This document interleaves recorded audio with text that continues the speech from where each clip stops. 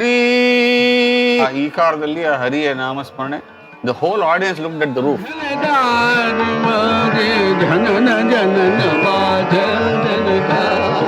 ಸಂಧ್ಯಾರಾಗ 1966 ಈ ಚಿತ್ರದಲ್ಲೇ ಮೊಟ್ಟ ಮೊದಲ ಬಾರಿಗೆ ನಮ್ಮ ದೇಶದ ದಿಗ್ಗಜ ಕಲಾವಿದರು ಪಂಡಿತ್ ಭೀಮಸೇನ್ ಜೋಶಿ ಹಾಗೂ ಡಾಕ್ಟರ್ ಬಾಲಮುರಳಿ ಕೃಷ್ಣ ಒಟ್ಟಿಗೆ ಬಂದಿದ್ದು. ಭಾಗ್ಯದ ಲಕ್ಷ್ಮೀ ಬರಮ್ಮ ನಮ್ಮಮ್ಮ ನೀ ಹಿಂಗ ಚಲೋ ಗಾಯಕ ಆಗ್ಬೇಕಂದ್ರ ಒಬ್ಬ ಕಲಾವಿದ ಆಗ್ಬೇಕು ಅಂತ.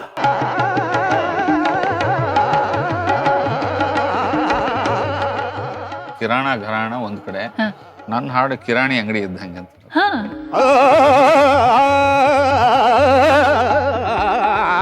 ಕುಂದಗೋಳ ಅಂದ್ರೆ ಸಂಗೀತದ ತವರು ಮನೆ ಇದ್ದಂಗೆ.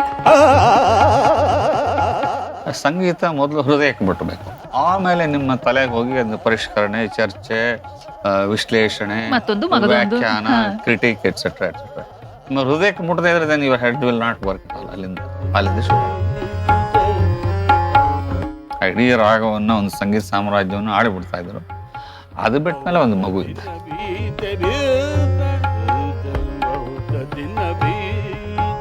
ಸಪ್ತ ಸ್ವರಗಳ ಸಾಧನೆ ಸುಲಭದ ಮಾತಲ್ಲ. ಸಂಗೀತ ಸರಸ್ವತಿ ಹಾಗೆ ಯಾರಿಗೂ ಒಲಿಯೋದೂ ಇಲ್ಲ.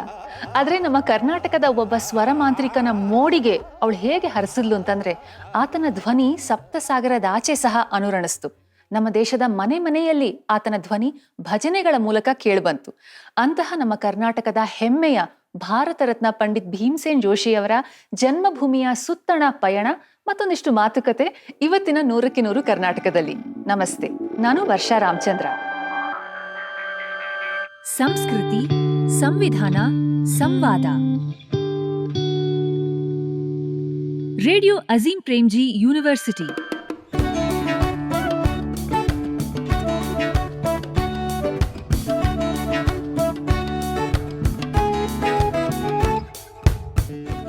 ಉತ್ತರ ಕರ್ನಾಟಕದ ಗದುಗಿನ ಹತ್ತಿರ ಇರೋ ರೋಣದಲ್ಲಿ 1922 ಫೆಬ್ರವರಿ 4 ರಥಸಪ್ತಮಿಯ ನಸುಕಿನಲ್ಲಿ ಗುರುರಾಜ್ ಜೋಶಿ ಮತ್ತು ಗೋಧಾಬಾಯಿ ದಂಪತಿಗೆ ಜನಿಸಿದವರು ಪಂಡಿತ್ ಭೀಮಸೇನ್ ಜೋಶಿ. 2008ರಲ್ಲಿ ನಮ್ಮ ದೇಶದ ಸರ್ವೋನ್ನತ ನಾಗರಿಕ ಪ್ರಶಸ್ತಿ ಭಾರತ ರತ್ನದಿಂದ ಸನ್ಮಾನಿತರಾಗಿ 2011 ಜನವರಿ 24ರಲ್ಲಿ ನಮ್ಮನ್ನ ಅಗಲುವ ತನಕವೂ ಸಂಗೀತ ಇವರ ಪ್ರತಿ ಉಸಿರಿನಲ್ಲಿ ಬೆರೆತಿತ್ತು.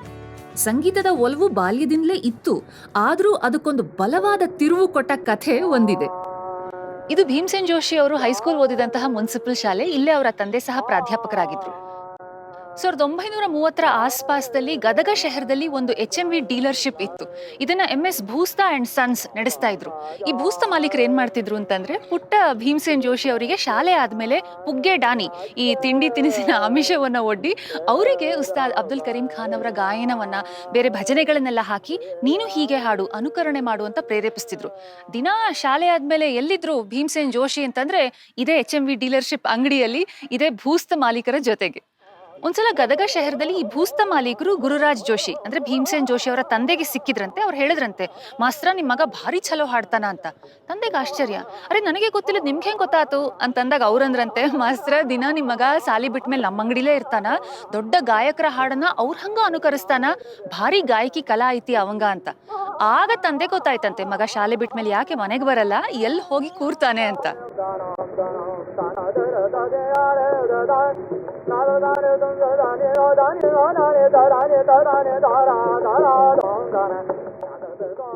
ತನ್ನ 11ನೇ ವಯಸ್ಸಿಗೆ ಉಸ್ತಾದ್ ಅಬ್ದುಲ್ ಕರೀಂ ಖಾನ್ ರಂತಹ ಗುರುವನ್ನ ಹುಡ್ಕೊಂಡು ಕಲ್ಕತ್ತಾ, ಗ್ವಾಲಿಯರ್ ಇವನ್ನೆಲ್ಲ ಸುತ್ತಿದ ಭೀಮಸೇನನಿಗೆ ಕಡೆಗೂ ನಮ್ಮ ಕರ್ನಾಟಕದ ಸಂಗೀತ ಕಾಶಿ ಅಂತ ಕರೆಸ್ಕೊಳ್ಳೋ ಕುಂದಗೋಳದಲ್ಲಿ ನೆಲೆಸಿದ್ದಂತಹ ಕರೀಂ ಖಾನರ ಶಿಷ್ಯ ಸವಾಯ್ ಗಂಧರ್ವರ ಮನೆ ಸಂಗೀತ ಶಾಲೆ ಆಯಿತು.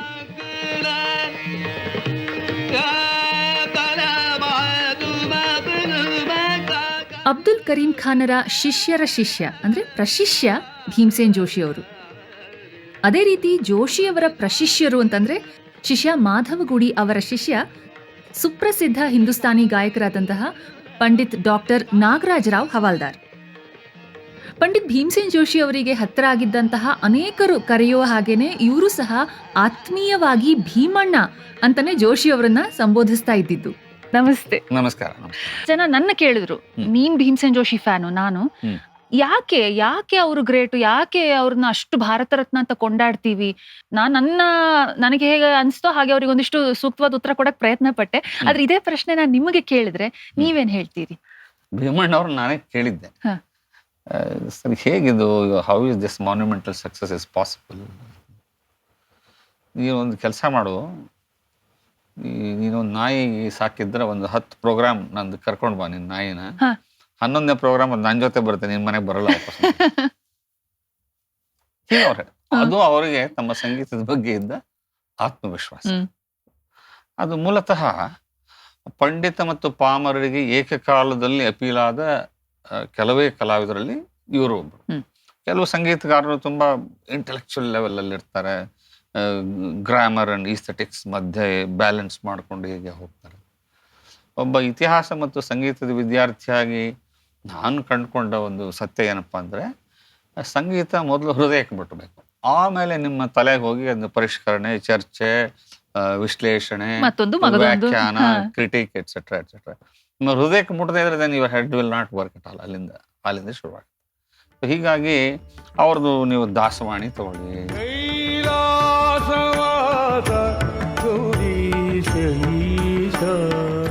ಸಂತವಾಣಿ ತಗೊಳ್ಳಿ, ವಿಠಲ ತೀರ್ಥ ವಿಠಲ ತೀರ್ಥ ವಿಠಲ ತೀರ್ಥ ವಿಠಲ ತೀರ್ಥ ವಿಠಲ.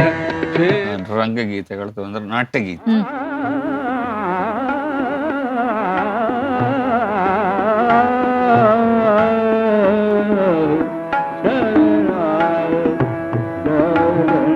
ಆಮೇಲೆ ಖಯಾಲ್ ಗಾಯಕಿ ತಗೊಳ್ಳಿ.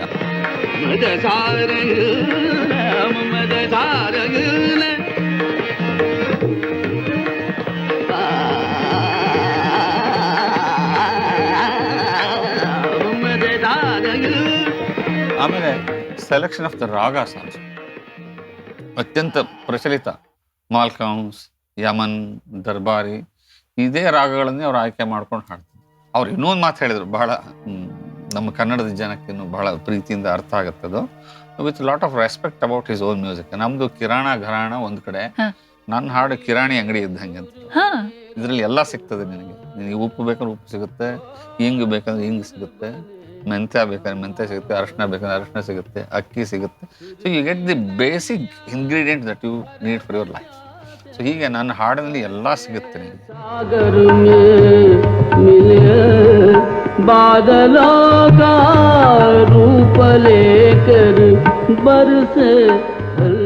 ಸಂಗೀತದಲ್ಲಿ ಮೊದಲಿಂದ ನಿಮ್ಗೆ ಆಸಕ್ತಿ ಇತ್ತು, ಆದ್ರೆ ನಿಮ್ಗೆ ನೆನಪಿದೆಯಾ ಮೊದಲನೇ ಸಲ ಭೀಮಸೇನ್ ಜೋಶಿ ಅವರ ಗಾಯನವನ್ನ ನೀವ್ ಯಾವಾಗ ಕೇಳಿದ್ದು ಅಂತ? ರೇಡಿಯೋದ ಮೂಲಕ. ರೇಡಿಯೋದಲ್ಲಿ ನಾನು 6-7 ವರ್ಷದ ಹುಡುಗ ಇದ್ದಾಗ ಸಂಧ್ಯಾರಾಗ ಸಿನಿಮಾದ್ದು ನಂಬಿದೆ ನಿನ್ನ ನಾದ ದೇವತೆಯೇ, ನಂಬಿದೆ ನಿನ್ನ ನಾದ ದೇವತೆಯೇ, ಈ ಹಾಡು ಕೇಳಿದೆ. 6-7 ವರ್ಷದ ಹುಡುಗ, ನನಗೆ ಏನು ಕಲ್ಪನೆ ಅಲ್ಲ ಇದು ಹಾಡಿದವ್ರು ಯಾರು, ಇದಕ್ಕೆಲ್ಲ ಎಷ್ಟು ಪರಿಶ್ರಮ, no idea. But it left an indelible impact on my heart and soul.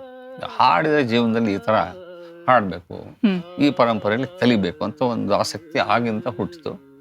Fortunately my dream came to reality. ತಿಳಿಸು ಇಲ್ಲ ಮುಳುಗಿಸು, ತಿಳಿಸು ಇಲ್ಲ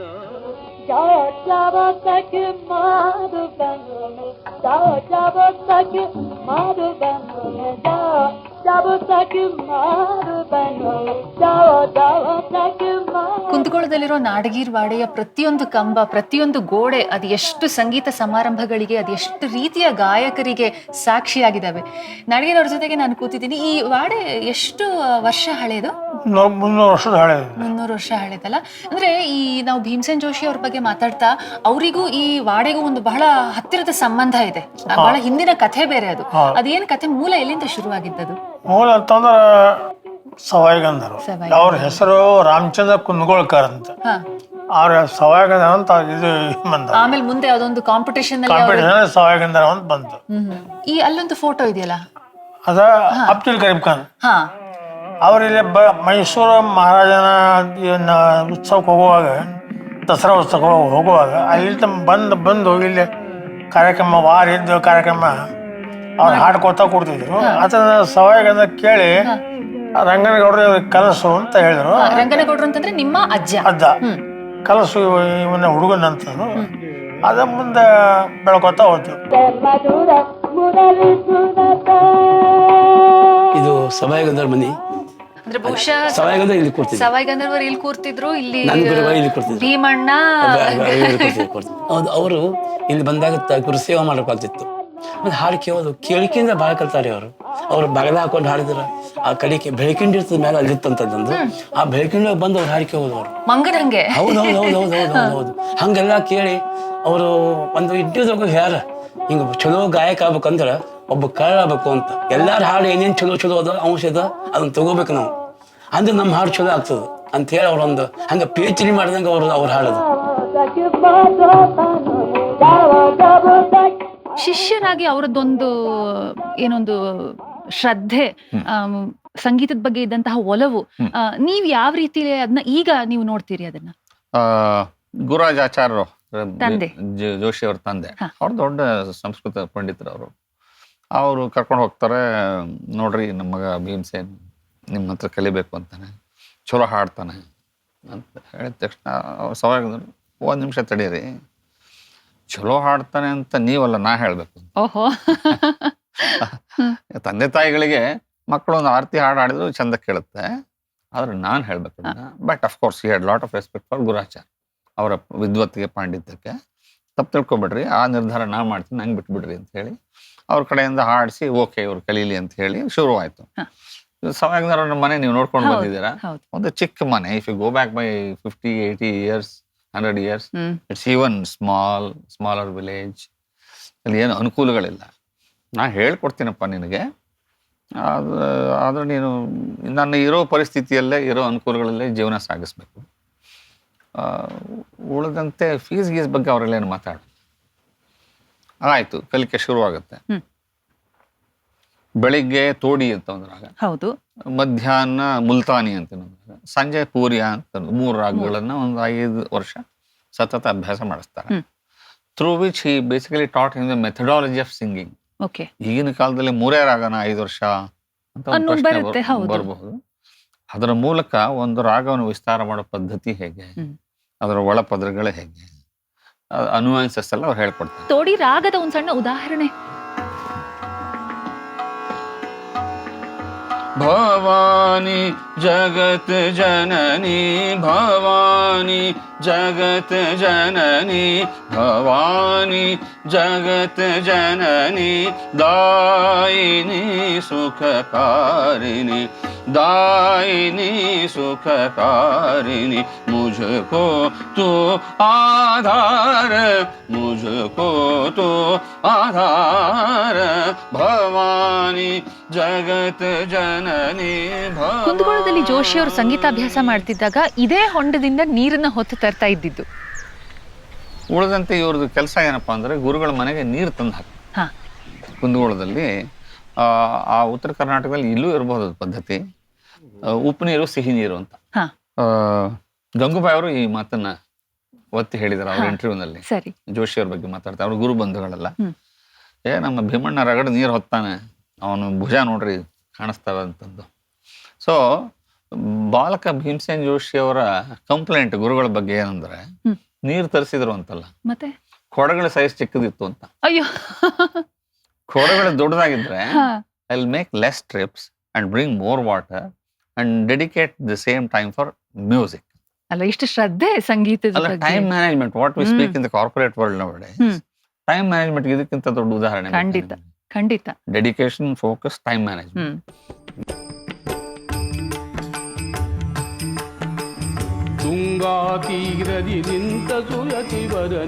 ಕುಂದಗೋಳ ಅಂದ್ರೆ ಸಂಗೀತದ ತವರು ಮನೆ ಇದ್ದಂಗೆ. ಅದನ್ನು ನಾವಿಲ್ಲಿ ಉಳಿಸ್ಕೊಂಡು ಬೆಳೆಸ್ಕೊಂಡು ಹೋಗ್ಬೇಕಂತ ನಾವು ಆಸೆ ಪಟ್ಟೇವಿ. ಅವರು ಹಾಡು ನನಗೆ ತುಂಬ ಇಷ್ಟ ಆಯಿತು. ಯಾವುದಂತಂದ್ರೆ, ತುಂಗಾ ತೀರದಿ ನಿಂತ ಸುಯತಿವರೆ ಯಾರೇ ಕೇಳಮ್ಮಯ್ಯ. ನಾನು ಚಿಕ್ಕಂದಿಂದನೂ ಅವ್ರನ್ನ ನೋಡಿದ್ದೀನಿ.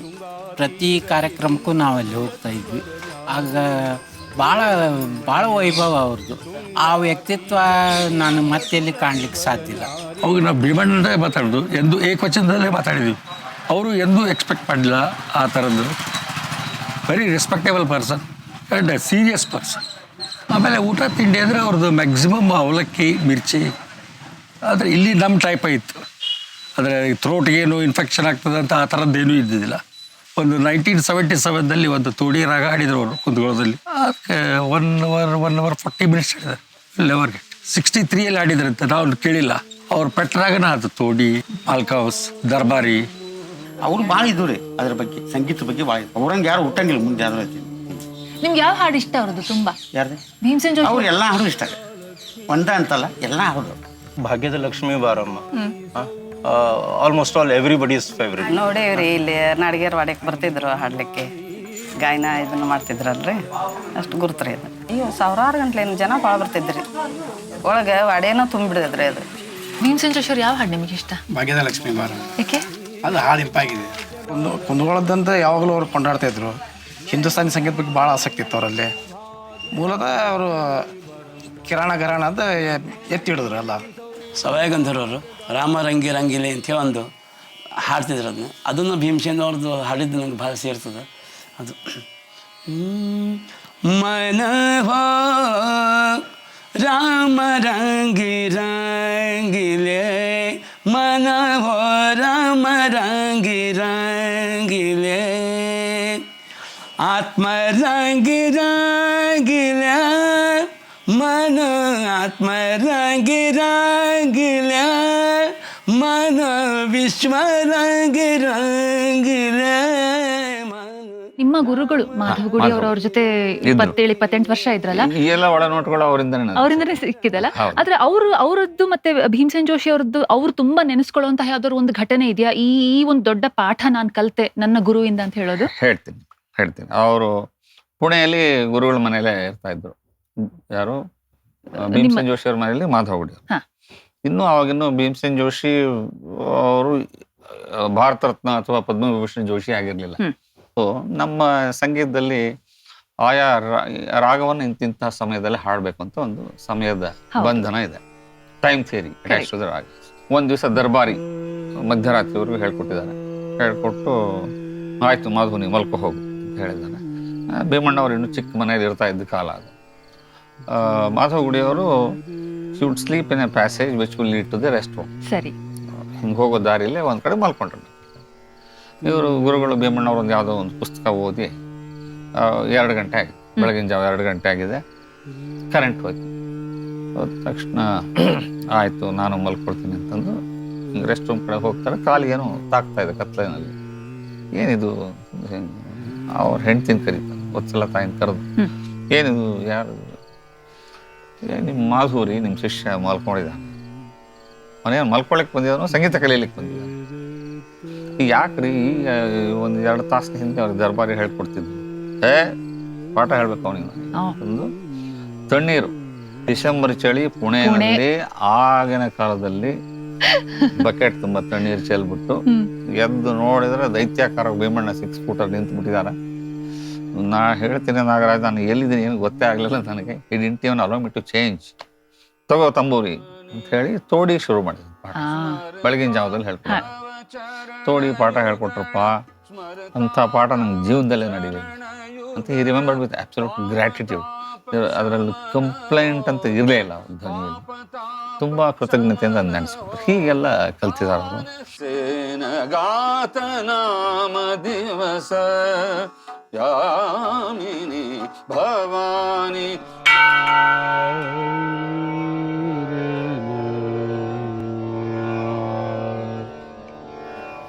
ಗದುಗಿನ ನಾರಾಯಣಪ್ಪ ಅಥವಾ ಕುಮಾರವ್ಯಾಸ ಕವಿ ಇದೇ ಒಂದು ಸ್ತಂಭದ ಅಡಿಯಲ್ಲಿ ಕೂತ್ಕೊಂಡು ಇಡೀ ತನ್ನ ಮಹಾಭಾರತದ ರಚನೆ ಮಾಡಿದ್ದು. ಇಂಥ ಗದುಗಿನ ವೀರನಾರಾಯಣ ದೇವಸ್ಥಾನದ ಗೋಪುರ ಇದೆಯಲ್ಲ, ಆ ಗೋಪುರದ ಮೇಲೆಲ್ಲ ಹತ್ತಿ ಆಡ್ದವರು ಬಾಲ ಭೀಮಸೇನ್ ಜೋಶಿ. ಈ ಘಟನೆ ಸುಮಾರು 1921 ಆಸ್ಪಾಸಲ್ಲಿ ನಡೆದಿದ್ದು. ಪಂಡ್ರಾಪುರದಲ್ಲಿ ಭೀಮಸೇನ್ ಜೋಶಿ ಅವರ ತಂದೆ ತಾಯಿ ಇದ್ರು. ಅವರ ತಾಯಿ ಚೊಚ್ಚಲ ಬಸುರಿ.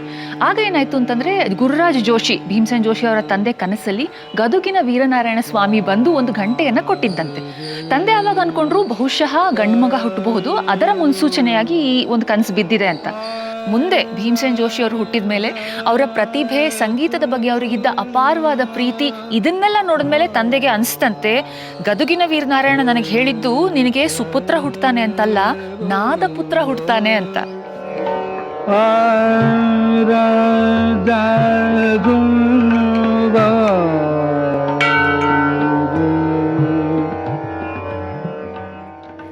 ಈ ಘಟನೆಯನ್ನ ನೆನೆಸ್ಕೊಂಡು ಗುರುರಾಜ್ ಜೋಶಿ ಅವರು ಇಲ್ಲಿ ಗದುಗಿನ ವೀರನಾರಾಯಣ ದೇವಸ್ಥಾನಕ್ಕೆ ಈ ಒಂದು ಬಹಳ ಸುಂದರವಾದ ಗಂಟೆಯನ್ನ ದೇಣಿಗೆಯಾಗಿ ಕೊಟ್ಟರು.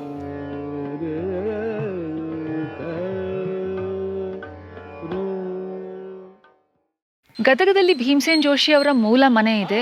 ಅದೇ ಮನೆ ಮುಂದೆ ನಾನೀಗ ನಿಂತಿದ್ದೀನಿ. ಅವ್ರ ಬಾಲ್ಯದ ಎಷ್ಟೋ ದಿನಗಳನ್ನ ಅವರು ಇಲ್ಲೇ ಕಳೆದಿತ್ತು. ಧ್ಯಾನದೊಳಗಿರಲು ಸದಾ ಧ್ಯಾನದೊಳಗಿರಲು ಸದಾ ಮಿಕ್ಕ ಮಾನವರೇನು ಮಾಡುವರೋ ಗೋಪಾಲ ನಾನಿಲ್ಲ ಧ್ಯಾನದೊಳು. ಇದು ಭೀಮಸೇನ್ ಜೋಶಿ ಅವರ ರಿಯಾಜ್ ಕೊಠಡಿ. ಯಾವಾಗ ಅವರು ಸವಾಯಿ ಗಂಧರ್ವರ ಹತ್ರ ತಾಲೀಮ್ ಪಡ್ಕೊಂಡ ಮೇಲೆ ಮನೆಗೆ ಬರ್ತಿದ್ರು, ಅಂಥ ಸಮಯದಲ್ಲೆಲ್ಲ ಇದೇ ಒಂದು ಕೊಠಡಿಯಲ್ಲಿ ಕೂತ್ಕೊಂಡು ಗಂಟೆಗಟ್ಟಲೆ ರಿಯಾಜ್ ಮಾಡ್ತಿದ್ರಂತೆ. ಓ, ಏನಂತ ಕರಿತಿದ್ರಿ ಅಣ್ಣನ? ನಾನು ಭೀಮಣ್ಣ ಅಂತಾನೆ ಕರಿತಿದ್ವಿ. ನೀವೆಲ್ಲ ಅಣ್ಣ ತಮ್ಮ? ಹೌದು, ನಾವೆಲ್ಲ ಅಣ್ಣ ತಮ್ಮ ಇರೋದ್ರಿಂದ ಎಷ್ಟೋ ಜನ ರೀ ಅಂತ ಕರಿತಾ ಇದ್ರು. ಆದ್ರೆ ಆ ಒಂದು ಅಟ್ಯಾಚ್ಮೆಂಟ್ ಬರ್ತಾ ಇರಲಿಲ್ಲ ನಮಗೆ, ಅಥವಾ ಅದು ಕರೆಯೋ ಅವಶ್ಯಕತೆನೂ ಇರ್ತಿದ್ದಿಲ್ಲೋ ಏನೋ ಗೊತ್ತಿಲ್ಲ. ನಮ್ಮ ಚಿಕ್ಕವನಿಂದನೂ ನಾನು ಭೀಮಣ್ಣ ಅಂತಾನೆ ಕರೆದು ರೂಢಿ ಇತ್ತು. ಹೀಗಾಗಿದೈತೆ. ಅಣ್ಣನಿಂದ ಏನಾದ್ರು ಕಲ್ತಿದ್ದು ಅಥವಾ ಅವರಿಂದ ಒಂದು ಪ್ರೇರೇಪಣೆ ತಗೊಂಡಿದ್ದು ಅಂತ ಏನಾದ್ರು ಒಂದು ವಿಷಯ? ಇಲ್ಲ, ಅವರಲ್ಲಿರುವಂತ ಹಾರ್ಡ್ ವರ್ಕ್ ಏನಿದೆ, ಅವರು ಯಾವಾಗಿದ್ರು ಅಥವಾ ತಂದೆಯವ್ರದ್ದು ಆಯ್ತು, ನೀವು ನಿಮ್ಮ ಇದ್ರ ಮೇಲೆ ಇರ್ರಿ, ಯಾವಾಗಿದ್ರು ಇನ್ನೊಬ್ಬರ ಮೇಲೆ ಡಿಪೆಂಡ್ ಆಗಬೇಡ್ರಿ. ಅವರು ಯಾರ್ದು ಸಹಾಯವಿಲ್ಲದೆ ಇಷ್ಟು ಚಿಕ್ಕ ವಯಸ್ಸಿನಲ್ಲಿ ಹೋಗಿ ಎಲ್ಲಷ್ಟು ಸಂಗೀತ ಕಲಿತು ಅಂತಾರಾಷ್ಟ್ರೀಯ ಖ್ಯಾತಿ ಪಡೆದದ್ದು ಅಂದರೆ ಅದು ಅಸಾಧಾರಣದು. ಅದು ಯಾರಿಂದನೂ ಸಾಧ್ಯವಿಲ್ಲ. ಬೆಂಗಳೂರಲ್ಲಿ ಕಾರ್ಯಕ್ರಮ ಇತ್ತು, ಅಲ್ಲಿ ಹೋಗಿದ್ವಿ. ಅವ್ರಿಗೆ ಒಂದು ಭಾಳ ಇಷ್ಟ, ಮಂತಂದವ್ರು ಬಂದರೆ ಫ್ರೀ ಬಿಡಿಸೋದು, ಅದು ಒಂದು ಓಕೆ. ದುಡ್ಡು ಕೊಟ್ಟು ಬಂದಿದ್ದಾರೆ ಅಂತಂದರೆ ಅವನು ಭಾಳ ಖುಷಿ ಪಡ್ತಿದ್ರು. ಇದೊಂದು ಹುಬ್ಳಿಯಲ್ಲಿ ಇನ್ಸಿಡೆಂಟು ಆಯಿತು. ಹುಬ್ಳಿ ಗೋಕುಲ್ ರೋಡ್ನಲ್ಲಿ ಆದಾಗ ನಾವೇನು ಮಾಡಿದ್ವಿ, ನಾನು, ನಮ್ಮ ತಮ್ಮ, ನಮ್ಮ ಇನ್ನೊಬ್ಬ ಕಸನ್ ಬ್ರದರು ಸೇರಿ ಟಿಕೆಟ್ ತೊಗೊಂಡು ಹೋದ್ವಿ. 500 ರೂಪಾಯಿ ಟಿಕೆಟ್. ಏನೋ ವ್ಯವಸ್ಥೆ ಅದನೋ ಅಂತ ಕೇಳಿದರು. ಇಲ್ಲ, ತೊಗೊಂಡಿದ್ದೀವಿ ಟಿಕೆಟು 500 ರೂಪಾಯಿದ್ದು. ವಾಹ್. ಅದಕ್ಕೆ ಅವರು ಹೇಳ್ತಿದ್ರು, ಅವಂಗೂ ಬಿಡಿಸು, ಇವಂಗೂ ಬಿಡಿಸು, ಎಲ್ಲರಿಗೂ ಬಿಡಿಸು ಅಂದ್ರೆ ನಮಗೇನು ಕೊಡ್ತಾರೆ ಅವರು ಆಮೇಲೆ ಅಂತ ಅಂತಿದ್ರು. ಅಪ್ಪಟ ಒಂದು ಸಂಗೀತಗಾರ ಅಷ್ಟೇ ಅಲ್ಲ, ಸಂಗೀತಕ್ಕೆ ಎಲ್ಲ ರೀತಿಲೂ ನ್ಯಾಯ ಸಲ್ಲಬೇಕು ಅಂತ. ಹೌದು.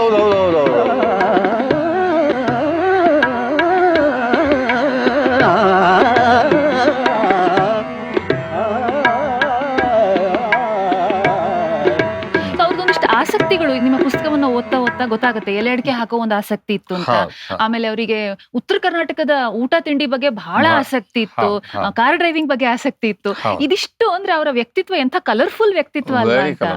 ಅವರ ಕಾರಿನ ಬಗ್ಗೆ ನಿಮ್ಗೆ ಹೇಳ್ಬೇಕು ಅಂದ್ರೆ, ಆಗ್ಲೇ ಹೇಳ್ತಿದ್ನಲ್ಲ, ಅವರು ಕಲ್ಕತ್ತಾದಲ್ಲಿ ನಾನು ಅವ್ರನ್ನ ಭೇಟಿಯಾಗಿದ್ದೆ. ನಮ್ಮ ಮಾವ ರಾಘವೇಂದ್ರ ಅವ್ರ ಮನೆಗೆ ಬಂದಿದ್ರು. ಅವ್ರದ್ದೊಂದು ಅಂಬಾಸಡರ್ ಕಾರ್, ಕಂಪನಿ ಕೊಟ್ಟಿದ್ದು ಒಂದು ಕಾರು, ಬಿಳಿ ಅಂಬಾಸಡರ್ ಕಾರು. ಅದಕ್ಕೆ ನಂದಲಾಲ್ ಅಂತ ಒಬ್ಬ ಡ್ರೈವರ್. ಕಲ್ಕತ್ತಾದಿಂದ ಒಂದು 120 ಕಿಲೋಮೀಟರ್ ದೂರ ಕೃಷ್ಣನಗರ ಅಂತ ಒಂದು ಊರು, ಅಲ್ಲಿ ಗುರುಗಳ ಕಚೇರಿ ಇದೆ.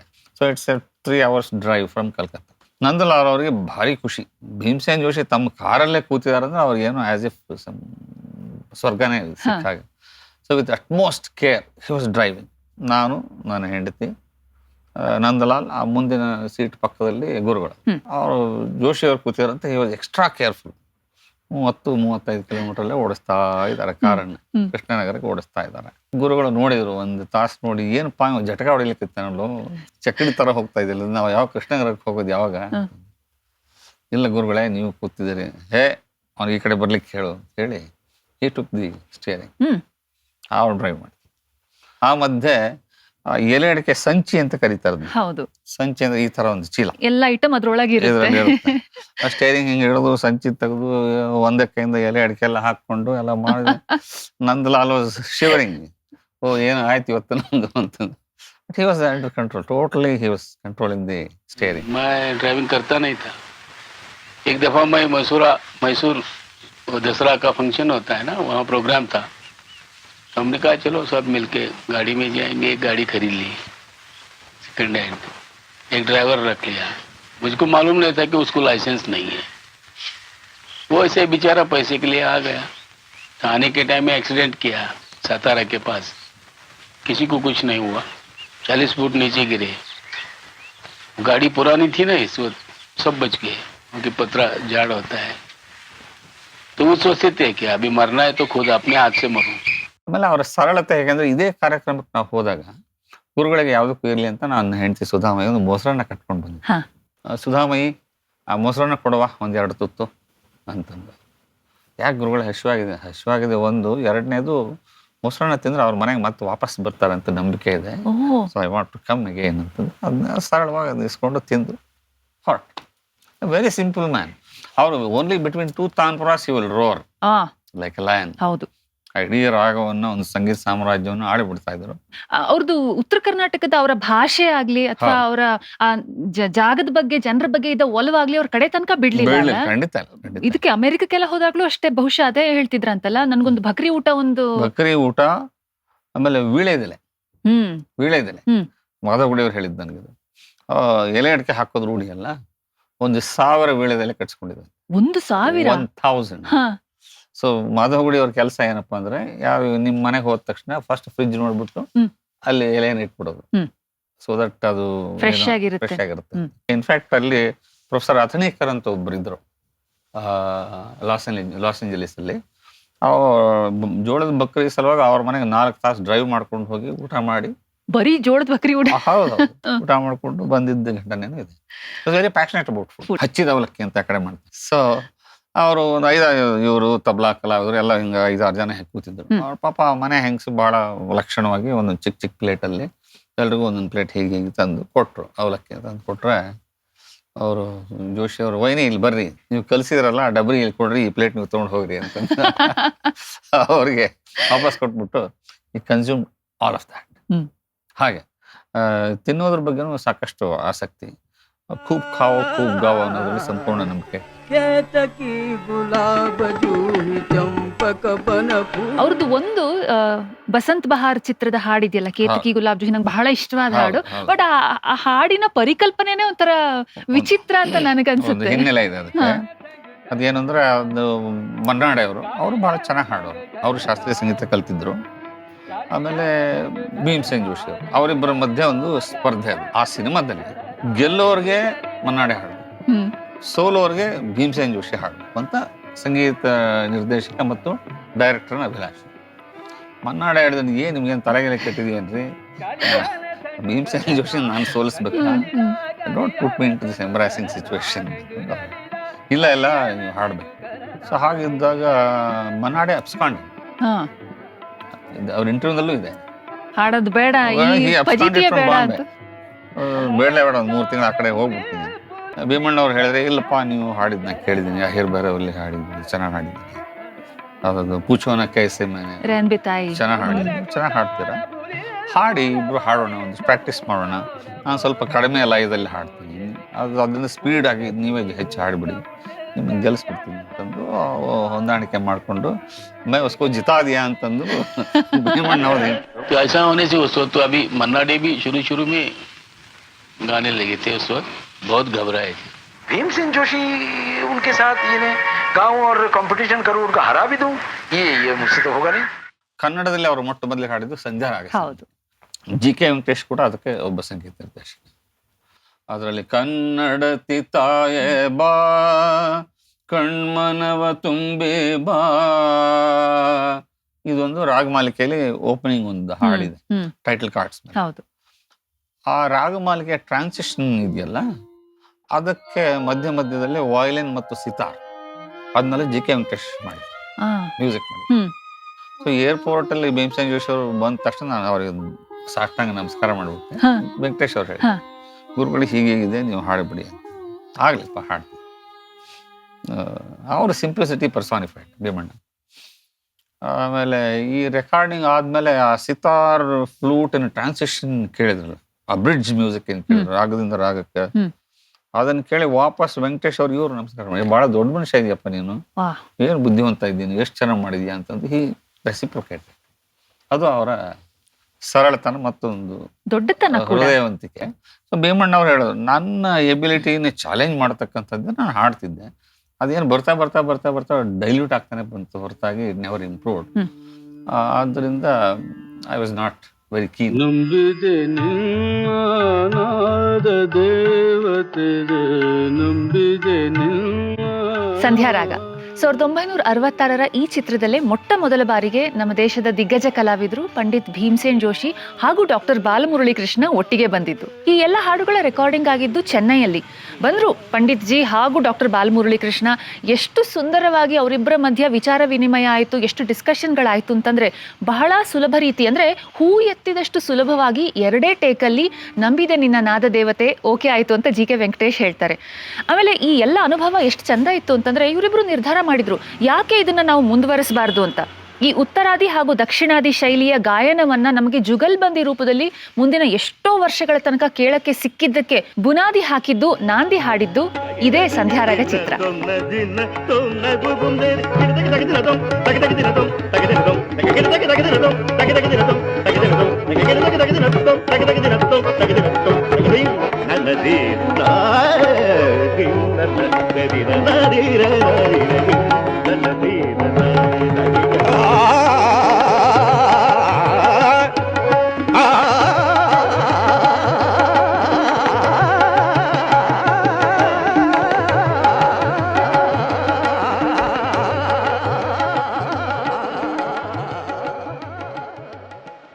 ಆಮೇಲೆ ಅವರು ಸವಾಯಿಗಂಧ ಅವ್ರ ಹತ್ರ ಕಲ್ತಿದ್ದಾಯ್ತು.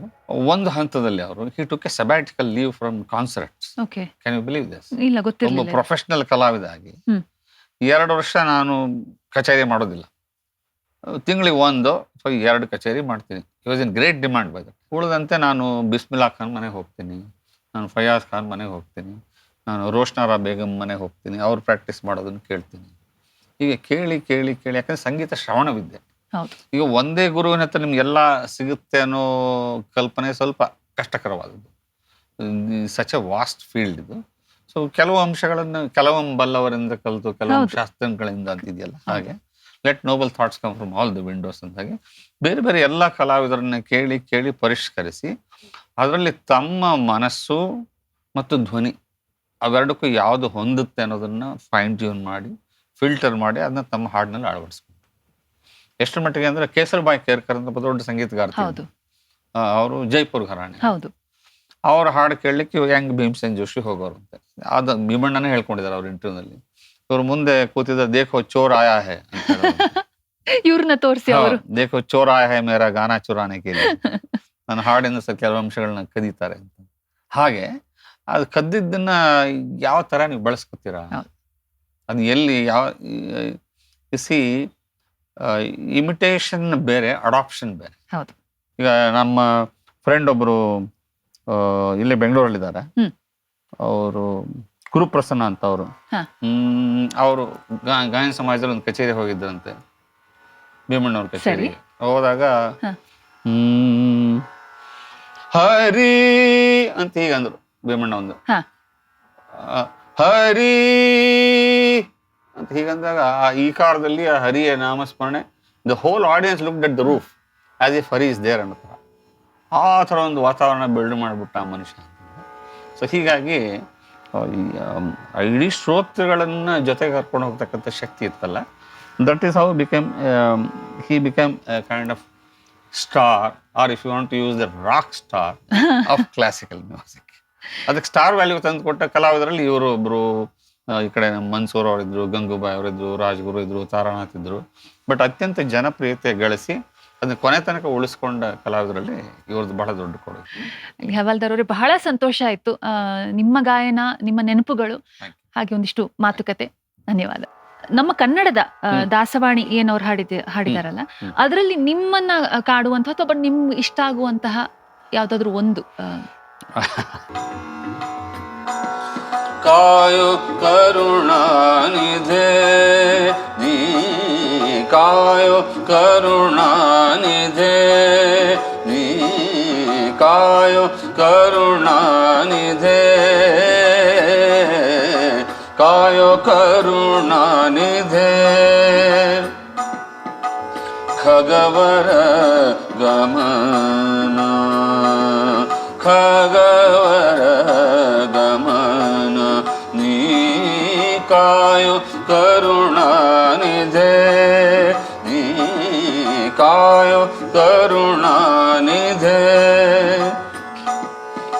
ಘೋರ ಸಂಸಾರದಿ ತಾಪದಿ ನೊಂದೆ ಘೋರ ಸಂಸಾರದಿ ತಾಪದಿ ನೊಂದೆ ವಾರಿ ಭವ ಭಯ ವಾರಿ ಭವ ಭಯ ವಾರಿ ಭವ ಭಯ ಅಘಕುಲ ಶಮನ.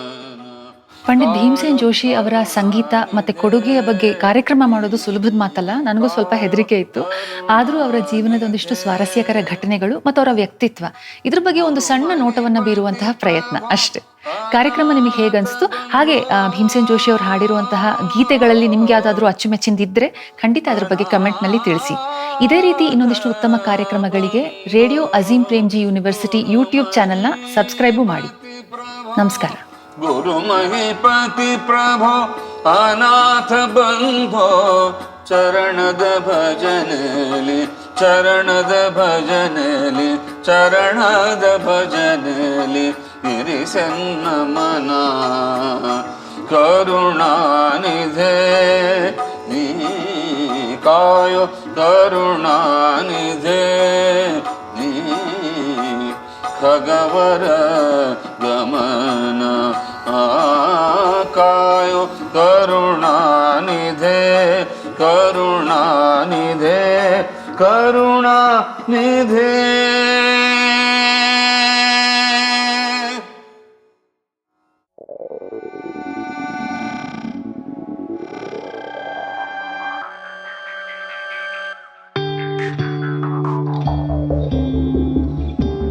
You're listening to आप सुन रहे हैं You're listening दिन सुनो था നിങ്ങൾ കേൾക്കുന്നത് ನೀವು ಕೇಳ್ತಾ ಇದ್ದೀರಾ radio radio Azim Premji university